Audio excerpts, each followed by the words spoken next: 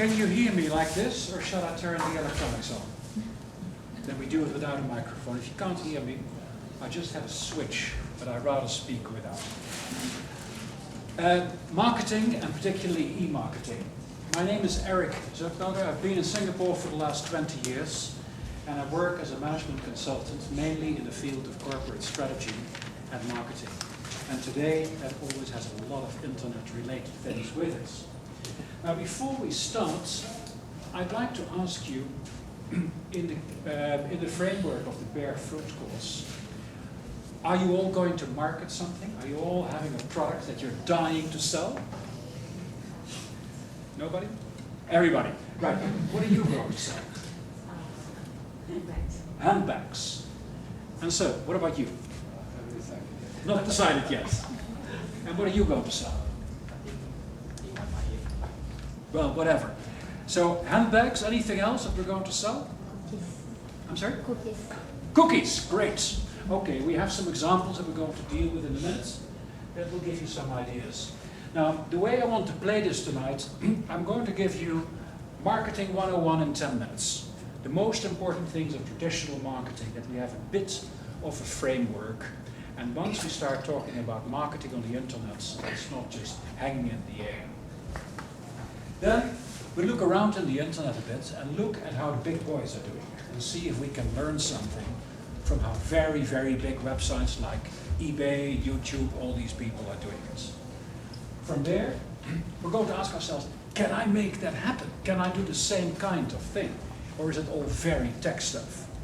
And finally, we look at 5 examples of websites from Singapore companies who are using the web to do very well in their business. So let's begin with asking you, what is marketing? Can you give me that in 1 or 2 words? Well, let me help you. Is it advertising, or is it going to the market? Going to the market, probably not, huh? It's not that kind of marketing we're talking about. So, advertising is part of marketing, but really just the end part, not the most important thing. We'll see why in a minute. Selling is in a way also part of marketing, but you have to do a lot of things before you can sell anything. So we're not going to talk about selling, we're not going to talk about advertising. We're going to focus on the things that happen before all that happens. Now, the official definition of marketing comes from Professor Philip Kotler, who is the sort of #1 guru in the field of marketing. And he calls it a social process by which individuals and groups obtain what they need and want through creating and exchanging products and value with others. Now, there's a few things I want you to pay attention to here. It's a social process. Marketing is about people. It's about people who communicate, who exchange ideas and say, I like what you do. Or, is there something that I can do for you? It also is about products that have a value. Now, value is a very personal thing. Your handbags are probably for ladies, so the value to me personally is not all that fantastic. My wife probably will find it far more interesting. So, perception of value is a very important thing, because you can only put a dollar price on something once you really understand how people value your products. And that's a very personal thing, as this cute little picture shows. So my monster product is something that somebody else will dismiss.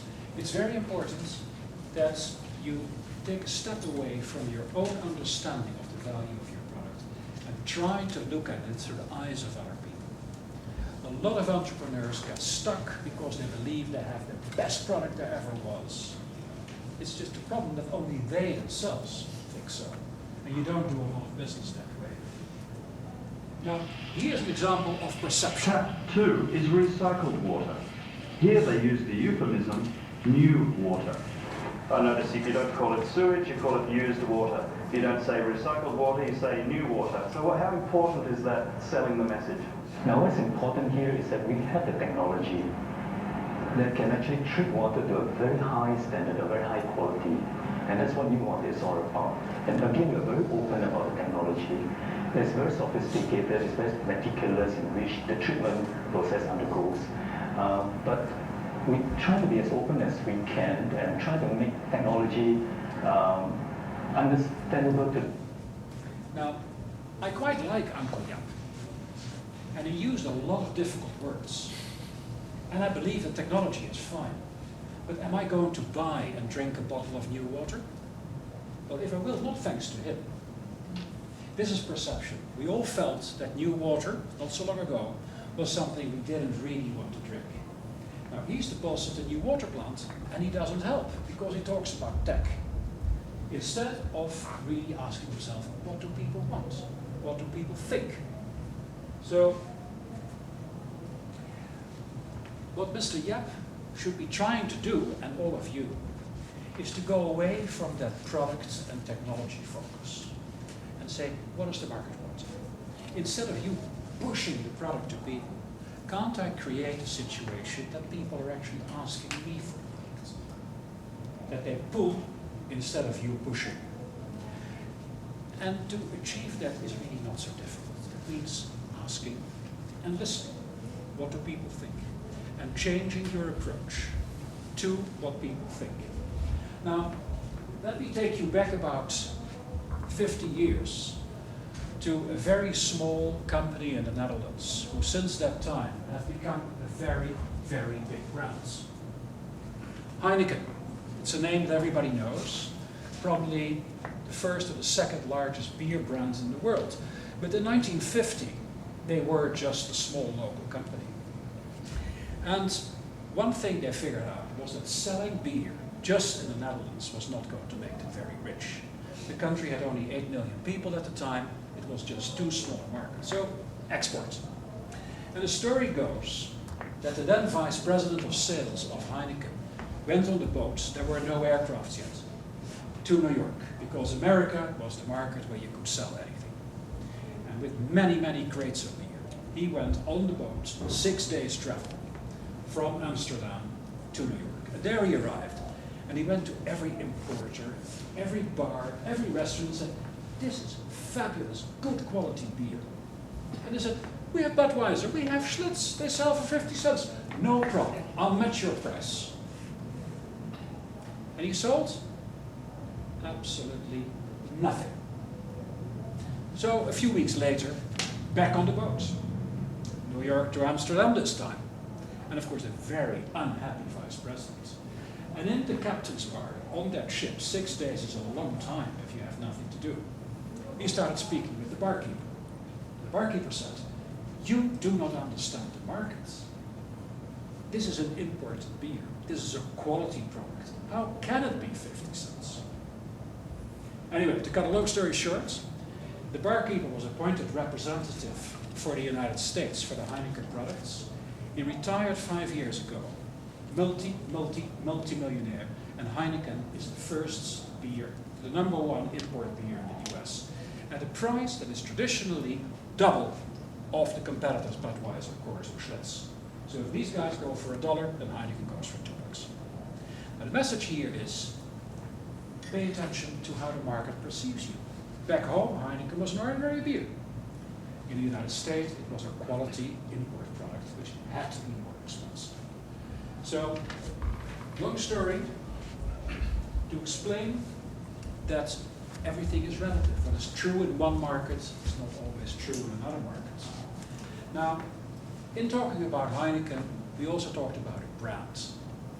Now, if you look at marketing as the exercise to make people who want something know you, like you, and trust you, then branding or having a brand is really the art to make that stick, to become knowable, likable, and trustable. Because when we talk about brands, we buy the goods on that brand because we feel certain, we feel relaxed about buying a product from that brand. Whether it is a watch, whether it is a baby nappy, it doesn't really matter. The brand tells us we're okay if we buy this. Now, a brand is also not a global thing. You can be a brand in the street where you live. Because what you do in a small market is known for its quality, for its service, for its value, for the price, or whatever you think is important. Now, the what is important is something that we call the unique selling proposition, USP. Your unique selling proposition can be really anything. That you want it to be different, you want to stand out from the crowd, you want to be the first one in something. It can be the price for value, it can be the details, it can be the design, the quality, you name it, pick something, but realize that it's not what you think is the unique selling proposition, it is what your market believes is unique in what you do. Now, it also has to be something where people have to believe they actually get value